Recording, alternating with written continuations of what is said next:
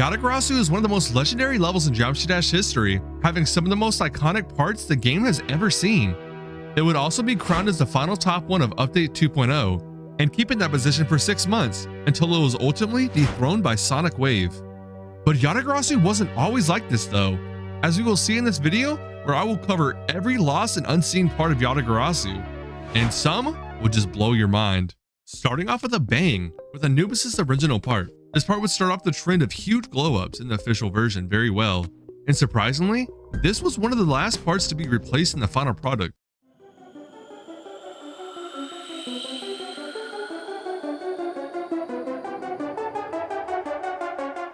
Could you imagine seeing this sandwiched in between the rest of the level?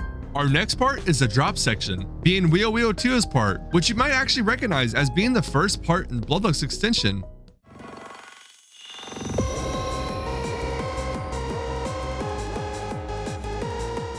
And hey, if you're enjoying the video so far, please subscribe. I'm trying to hit 10,000 by the end of next year, and your support would mean the world to me. Anyways, let's get back into the video.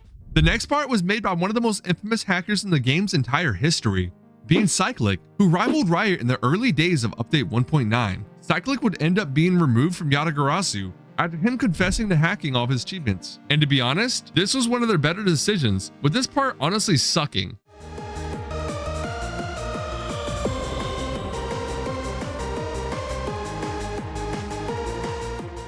The creator of Bloodlust also had a part in the original Yatagarasu, being reused in many different levels such as Old Blade of Justice, Bloodlust itself, and even Yatagarasu, which is actually a remake of Yatagarasu.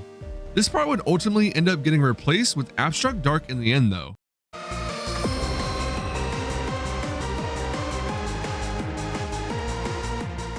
Our next part, in my personal opinion, was the second worst part overall, being an absolute mess and not keeping up with the same decoration standards as even the older parts, being Gyron's part, which partly inspired this video because on first watch of the original version of Yatagarasu, his part was so bad I had to mention it into a video.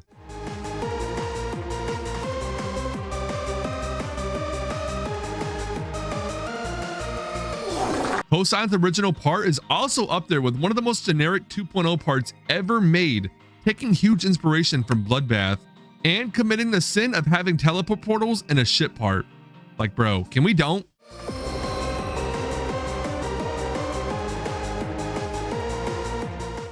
And remember how I mentioned how Gyron had the second worst part? Well, this part has to take the cake for the worst part made in Yatagarasu's history, being the original ending to the level, having some of the most atrocious gameplay I've ever seen in my life. And thankfully, it got replaced with Michigan's iconic part, which we all know and love today. Well, some of us.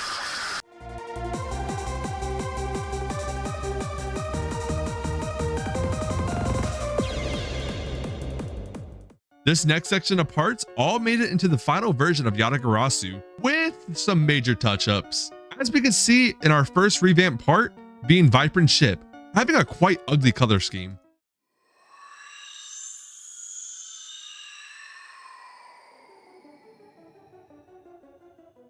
And one of the only huge changes in the later half of Yatagarasu is the unnerfed version of CSX42, having some of the most unbalanced gameplay in the entire level, which somehow ended up getting verified by Zoink.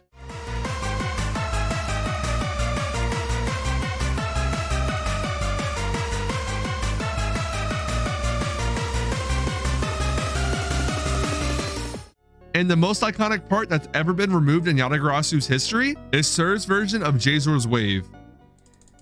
Don't mind me. Don't mind me. Okay, let's. Fuck! I didn't mean to do that. Fuck! No! I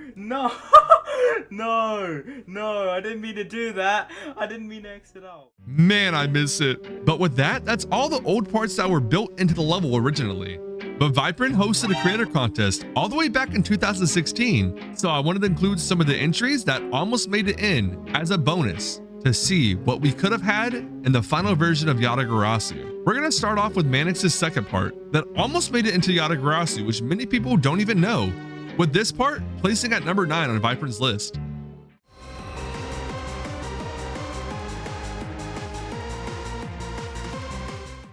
Following up with another legendary creator, Boy, who created quite the visual masterpiece for its time. His part would look fantastic, but honestly his gameplay would be completely atrocious, and ended up landing his part at number 8.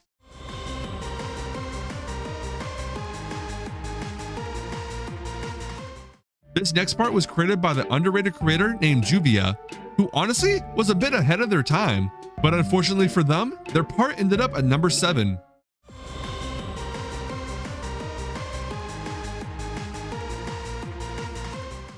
This next part was honestly really unique. It was quite the surprise off of first watch, with Alex PG's entry, using mostly move triggers in a way we haven't really seen done in a level just yet.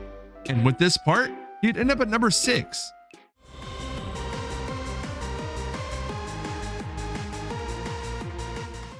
Another weird entry I bet none of you knew about, being Rustum's part, which ultimately got put into his own infamous level named Devil Vortex, which let's just say has a bit of history. But with this art style not really matching the rest of Yatagarasu, this part would end up giving him the number 5 spot.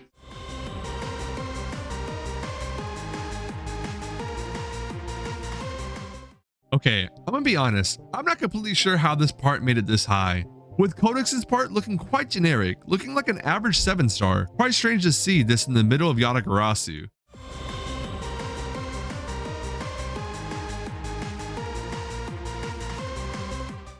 Laser Blitz would also have an entry, which landed pretty high at 3rd place, which, albeit, also seemed a bit generic at the time.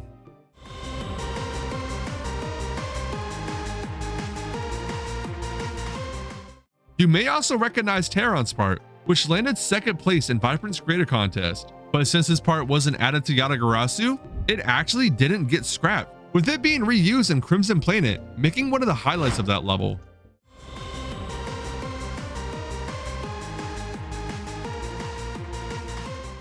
And if you're curious of who the winner of the contest was, it was Abstract Dark's part,